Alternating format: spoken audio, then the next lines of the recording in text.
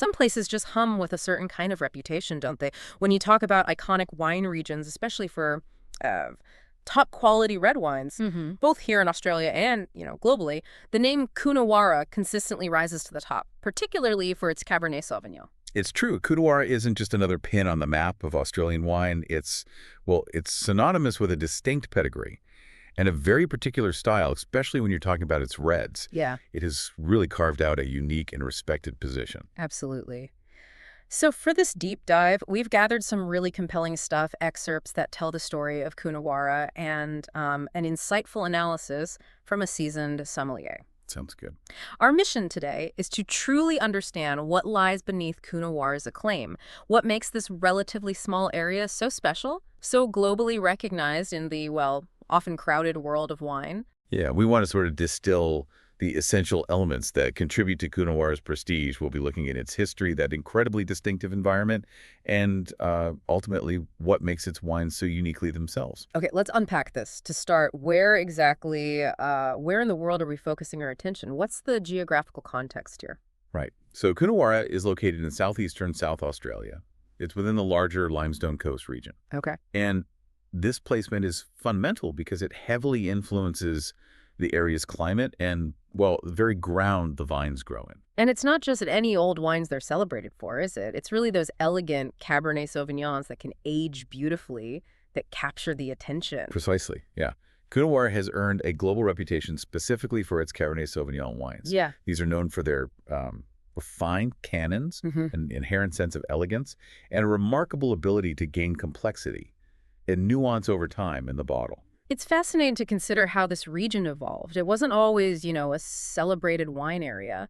What was the catalyst for this transformation into such a prestigious location, especially like in the latter half of the 20th century? Well, that evolution was really sparked by a few forward-thinking producers.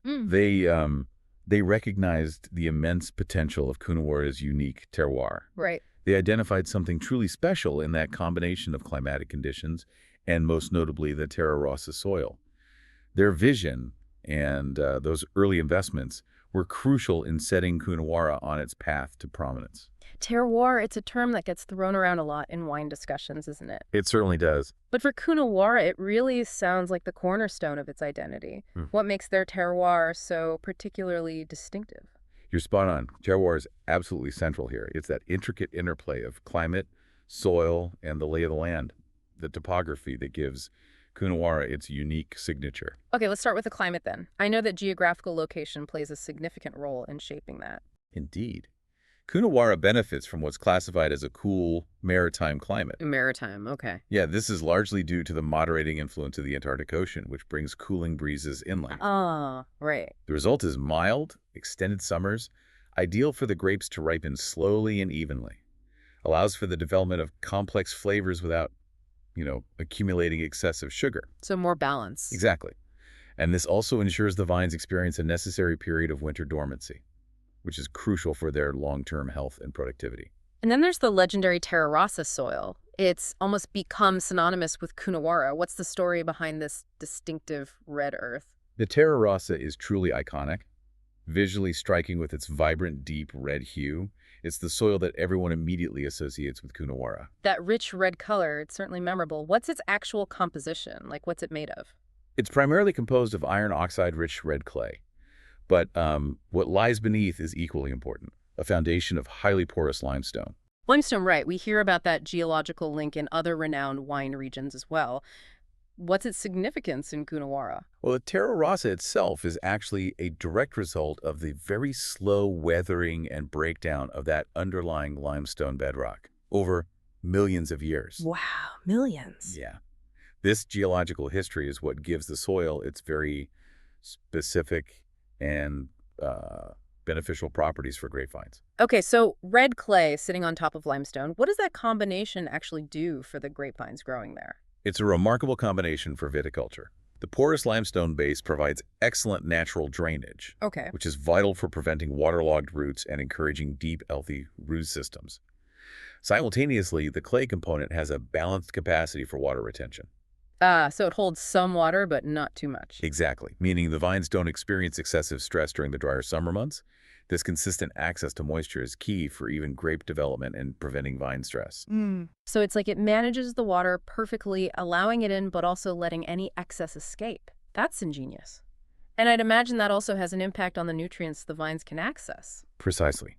The specific mineral composition of the soil directly influences the uptake of essential nutrients by the vines, which in turn has a profound effect on the complexity and overall character of the wines produced. Right. The sommelier analysis we looked at even suggests a potential contribution to the subtle minerality often observed in Coonawara wines, possibly linked to that limestone influence. Fascinating.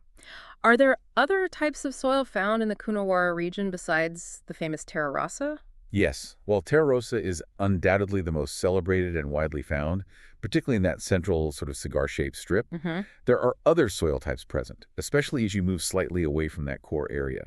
These can include soils with maybe a higher proportion of sand or heavier clay content. And while Terra Rossa is generally considered the sweet spot for Cabernet Sauvignon, these other soil types can contribute to the broader range and diversity of wines produced within the larger Coonawarra zone. And water is obviously a critical element for any vineyard.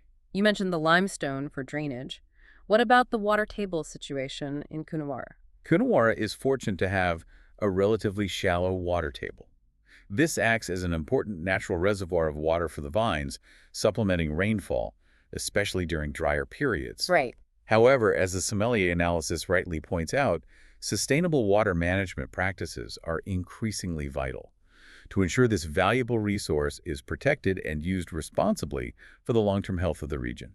That makes perfect sense, managing resources for the future. And even within a relatively compact region like Coonawarra, are there subtle variations in climate, perhaps microclimates within the broader area? Absolutely, yeah. Even with a generally consistent topography, you will find subtle variations in microclimates across Coonawarra. Well, these can be influenced by minor differences in elevation, the proximity to small bodies of water, even the specific orientation and slope of individual vineyard blocks. Ah, okay. These seemingly small differences can indeed have a nuanced effect on how the grapes develop and ultimately ripen. Okay, so we have this incredible terroir. Now, let's delve into how grape growing and winemaking actually took root there. Can you take us back to the beginnings? Yeah, sure. The story of viticulture in Coonawarra begins in the late 19th century, specifically in 1891. Right back then. Yeah. This is when John Riddoch, a true pioneering figure, planted the first commercial vines at what was then known as the Pinola Fruit Colony. Pinola Fruit Colony. Yeah, and this initial venture eventually evolved into the iconic Wynns Coonawarra Estate, a name that's still synonymous with the region. John Riddoch is a name that still appears on some of their top-tier wines today. What was his initial vision for Coonawarra? What did he see in this place? Riddoch was a real visionary. He wasn't just looking to grow fruit. He had a strong conviction in the region's inherent potential to produce high-caliber wines. Wines that could compete with the best globally. Ambitious. Very. His early investments in establishing the vineyards and building the winery, the original structure, is actually still part of the Wynns estate. Truly laid the groundwork for everything that followed.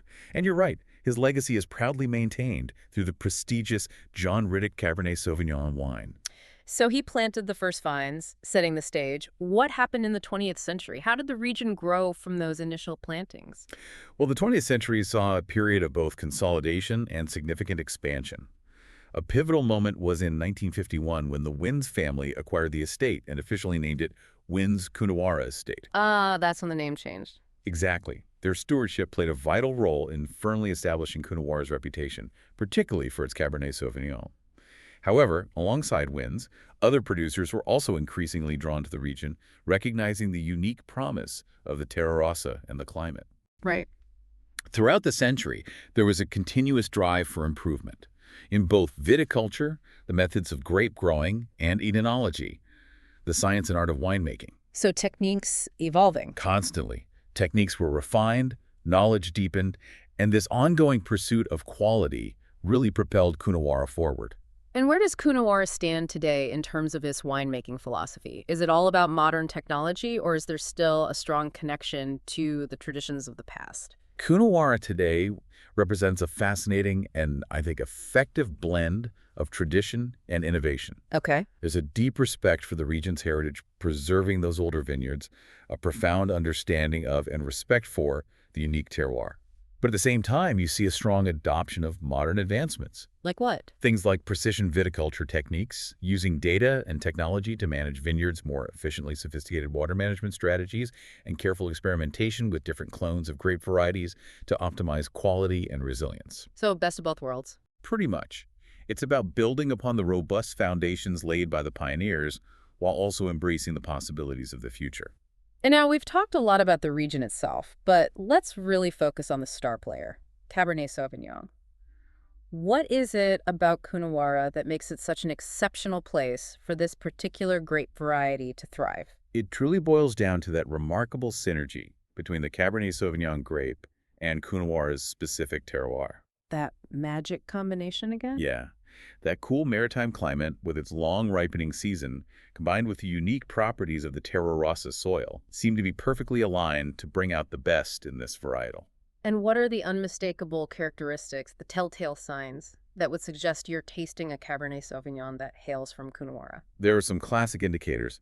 On the aromatic profile, you'll often encounter prominent notes of cassis. Blackcurrant, yeah. Exactly, that very distinct blackcurrant aroma, often accompanied by a refreshing hint of mint or even eucalyptus. Interesting, the eucalyptus. Yeah, it's quite characteristic. As the wine matures, you frequently see those elegant cedar notes developing, layered over a foundation of dark fruit. That sounds quite inviting. And what about the experience on the palate? On the palate, a Coonawara Cabernet Sauvignon is typically dry, with a vibrant underlying acidity that keeps it lively and fresh.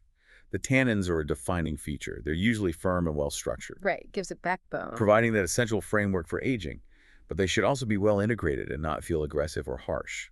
You'll often find a lovely purity of the dark fruit flavors and perhaps a subtle minerality that many attribute to the influence of the soil. So you get both that structural integrity and that inherent elegance.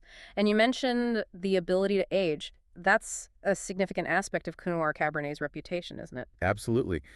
Those firm yet well-integrated tannins are crucial for the wine's capacity to age gracefully. These wines can evolve and develop considerable complexity and nuanced characteristics over many years spent in the bottle. And is there a spectrum of styles within Coonawarra Cabernet Sauvignon? Or is it generally a pretty consistent expression? You will find a range. At the younger end, there are certainly more approachable, fruit-forward styles crafted for earlier enjoyment. Okay. However, Coonawarra is particularly renowned for those more structured, age-worthy examples that develop deeper layers of complexity and character as they mature. It's clear that Cabernet Sauvignon is the cornerstone of Coonawarra's identity and its global recognition. But are there other grape varieties that also play a role in the region's winemaking landscape? Yes, absolutely. While Cabernet Sauvignon undoubtedly holds the dominant position, Coonawarra does have a supporting cast of other grape varieties, both red and white. Ah, interesting. They contribute to the region's overall diversity and offer different interpretations of the terroir. Let's start with the red varieties then. What else are they cultivating there? Well, you'll find Shiraz, which develops a slightly different character in Coonawarra's cooler climate. How so? Different from, say, Barossa Shiraz. Yeah, exactly. It tends to exhibit more dark fruit notes, a distinctive peppery spice, and a certain elegance compared to Shiraz grown in warmer regions. Merlot is also present, often used in blends with Cabernet Sauvignon, to contribute softness and those red and black fruit aromas. Right, softening the cab. You'll also see plantings of Cabernet Franc, which can add herbaceous notes, a touch of spice, and a refreshing acidity to blends, increasing their complexity. And Petit Verdot is sometimes used in smaller proportions. What is that, Dad? Mostly deeper color, firmer tannins, structure, and dark spicy notes to the final blend. Interesting. So it's not solely focused on Cabernet.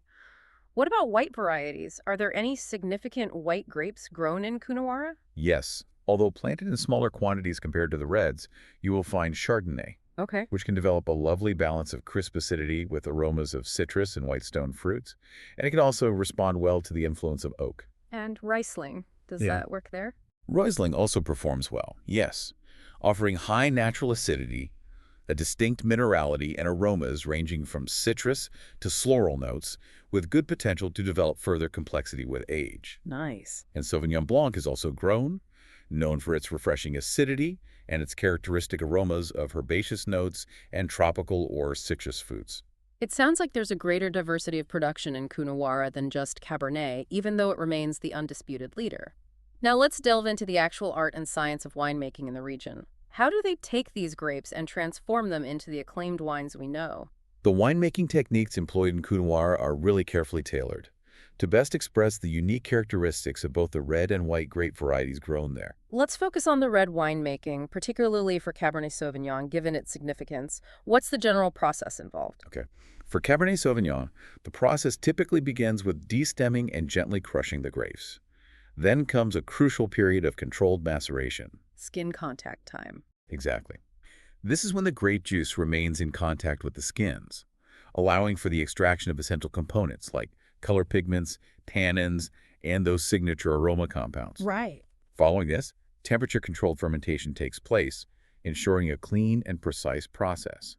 Many producers will also allow the wine to undergo malolactic fermentation, Yeah, Melio. a secondary fermentation that softens the naturally occurring malic acid, leading to a smoother texture and added complexity. And what about the white wines, such as Chardonnay and Riesling? Is the approach noticeably different? Yes, definitely. For white varieties like Chardonnay and Riesling, the primary goal is often to preserve those delicate fruit aromas and maintain a vibrant freshness. Keep it bright. Exactly. Therefore, you'll typically see destemming and gentle crushing, followed by a relatively quick pressing to separate the juice from the skins. Fermentation is usually conducted at cooler temperatures to help retain those volatile and desirable aroma compounds. Makes sense. Some Chardonnays might spend time on their lees, the spent yeast cells, which can add texture and complexity, and some may see a period of aging in neutral oak barrels. Oak aging is such an integral part of winemaking for many red wines. What's the typical approach to oak in Coonawarra? Oak plays a very strategic role in Coonawarra winemaking, particularly for the red varieties. You'll see both French and American oak barrels used. Ah, both types. Yeah, each contributing a different set of characteristics to the wine. French oak tends to impart more subtle and elegant notes, along with finer-grained tannins, Okay. while American oak can offer more pronounced aromas, such as vanilla and spice. Right, more overt. The specific amount of new oak used, as well as the length of time the wine spends in barrel, are carefully considered by the winemakers to enhance the wine's structure and add complexity without overpowering the inherent fruit flavors. So it's about balance. Always. And the slow introduction of oxygen through the oak barrels, a process known as microoxygenation, also aids in the gradual integration and softening of the tannins over time. So it's a very deliberate process, utilizing oak as a tool to enhance and refine what's already present in the grapes. And it sounds like the winemaker, the emetologist, is absolutely pivotal in making these crucial decisions. Absolutely. The emetologist plays a key role in interpreting the unique characteristics of the terroir in any given vintage and guiding all of these critical winemaking choices. They're the ones who ultimately decide on the most appropriate techniques to achieve the desired balance, complexity, and longevity in the final wine. Okay, so we've explored the land, the grapes, and the winemaking techniques. Now let's get to the part that many of us enjoy the most, actually experiencing the wines. What are the typical sensory profiles we should anticipate when tasting wines from Coonawarra? Well, when you taste Coonawarra wines, particularly the Cabernet Sauvignon, you'll often find those signature aromas of cassis, mint, and cedar that we discussed earlier. Yep, those key markers. Exactly. On the palate, you'll typically notice that firm yet well-integrated tannic structure, which provides the wine's backbone and its capacity for aging. And what about those other grape varieties we touched on? Are there any key sensory characteristics that would help us identify them as coming from Coonawarra? For the Shiraz, you might detect those darker fruit notes and a distinctive hint of black pepper. The cooler climate pepper. Yeah. The Chardonnays can offer that appealing balance of citrus and white fruit flavors, sometimes with a subtle creamy texture if they've had some contact with oak or their lees. And the Rieslings are often characterized by their bright, zesty acidity and those vibrant aromas of citrus fruits and delicate floral notes. It really sounds like the unique terroir of Coonawarra leaves its mark on all the wines produced there, not just the Cabernet Sauvignon. So if we're fortunate enough to have a bottle of Coonawarra wine in front of us, do you have any practical tips on how best to taste and appreciate it? Absolutely. For the red wines, serving them slightly below room temperature, ideally around 16, 18 degrees Celsius. So about 60, 64 Fahrenheit. Yeah, that's usually ideal. For the white wines, a cooler temperature of 8, 12 degrees Celsius, so around 46, 54 Fahrenheit, will help to accentuate their refreshing qualities. And glassware, does it matter? The type of glass you use can also make a difference, yes. A Bordeaux style or Syrah glass for the red wines will allow their complex aromas to fully develop, while a narrower glass is generally preferred for white wines to concentrate their more delicate aromatics. Okay. If you happen to have an older bottle of red wine, decanting it perhaps 30 minutes to an hour before serving can help to soften any remaining tannins and allow more intricate aromas to fully emerge. Good tip. And finally, just take your time, observe the color, gently swirl it in the glass to release its aromas, and really pay attention to the evolution of flavors and textures on your palate. Those are excellent guidelines. Oh. Now, wine isn't just about what's in the glass. It also has a wonderful relationship with what's on our plates. How do Coonawara wines typically pair with different types of food? Coonawara wines are quite versatile when it comes to food pairings. They harmonize beautifully with a wide range of both Australian and international cuisines. Right. The Cabernet Sauvignon in particular is a classic and often exceptional match for grilled and roasted red meats, which are, of course, a significant part of Australian culinary culture. Lamb, beef. Exactly. Are there any specific food and wine combinations that really stand out as particularly successful? Yeah, what works really well? Definitely. Oh, For a Coonawara Cabernet Sauvignon, consider pairing it with grilled or roasted lamb seasoned with rosemary. Those subtle herbaceous notes in the lamb can beautifully echo any similar nuances that might be present in the wine. nice synergy. Rich sauces also tend to work well with the structure and tannins of the Cabernet Sauvignon, allowing the wine to cut through the richness. And aged cheddar or hard sheep's milk cheeses are often fantastic accompaniments. Cheese, always good. Always. The Shiraz, with its darker fruit profile and peppery notes, is excellent with other grilled red meats, more hearty stews, and even dishes with a touch of spice, like those featuring black pepper. Okay. And the whites? The Chardonnay can pair wonderfully with richer fish like salmon or trout, roasted poultry served with creamy sauces, and other more full-bodied seafood dishes. And the bright acidity of Riesling makes it a lovely match for delicate white fish, fresh shellfish, complex salads with vinaigrette dressings, and even some lighter styles of Asian cuisine. It really sounds like it's all about finding that right balance and complementary notes between the weight and flavors of both the food and the wine. Exactly. The structure of the wine, the tannins in the reds, the acidity in both the reds and whites all play a crucial role in creating a harmonious and enjoyable pairing experience. So Coonawarra has this incredible reputation, that distinctive terroir and those delicious wines. What's its current standing in the broader wine market, both within Australia and on the international stage?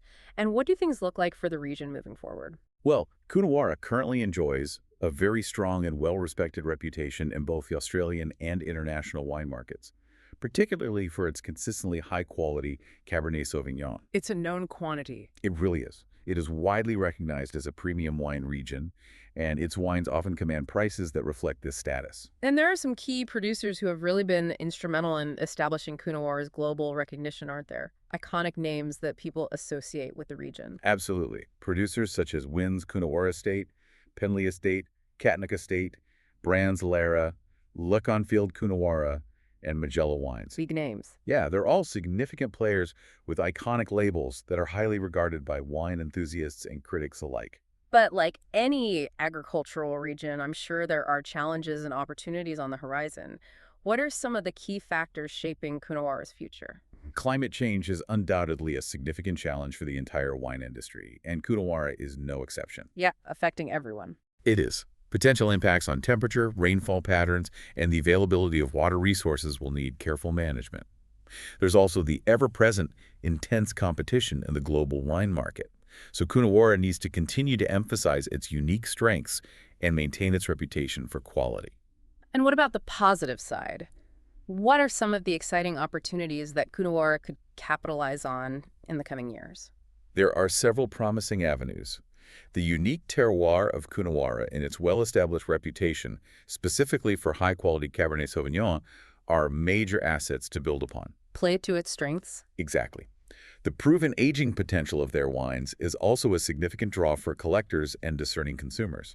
Furthermore, the strategic development of enotourism, wine-related tourism, Yeah. presents a valuable opportunity to connect directly with visitors, offering immersive experiences and fostering brand loyalty. Enotourism certainly sounds like a fantastic way for people to experience the region firsthand and understand its unique character. It really is. By providing direct experiences like cellar door tastings, vineyard tours, showcasing the natural beauty of the region. Tourism can be a very powerful tool for promoting Coonawarra and its exceptional wines. So, as we bring our deep dive to a close, what are the essential takeaways about Coonawarra that we should keep in mind? Ultimately, Coonawarra stands out as a truly distinguished wine region, largely due to its unique combination of the Terra Rossa soil and that cool maritime climate, That magic mix. which together create an ideal environment for producing high-quality wines, especially its elegant and age-worthy Cabernet Sauvignon. And the future looks promising, despite the challenges that lie ahead. Yes, I think the future appears bright, driven by that ongoing commitment to quality, the inherent distinctiveness of its terroir, and a continued spirit of innovation in both the vineyard and the winery. Right. As we've discussed, maintaining the health and integrity of that unique terroir through sustainable practices will be absolutely crucial for the long-term success and reputation of Coonawarra. So, for you listening, the next time you're considering a bottle of red, perhaps seek out a Coonawarra. Take a moment to appreciate the story held within that red earth with every sip and experience the ongoing legacy of winemaking excellence. It's a truly rewarding exploration.